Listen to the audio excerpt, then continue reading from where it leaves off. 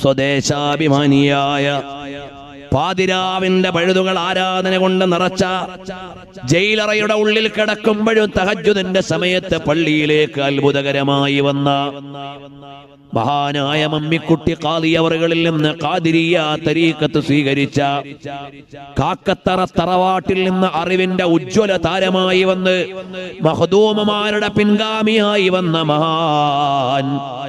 മഹാനായ ഉമറുൽ ഖാദി തങ്ങളെ ഹബീബായ തങ്ങളെ പ്രകീർത്തിച്ചുകൊണ്ട് പുള്ളിയില്ലാത്ത അക്ഷരങ്ങളെ കൊണ്ട് മാത്രം എഴുതിയ കവിതയാണ് ലാഹൽ ഹിലാലു ഹിലാലുല്ലാമിഉൽ അലമി ലില്ലാഹി ദാഇൻ റസൂലുള്ളാഹി ലിൽ ഉമമി.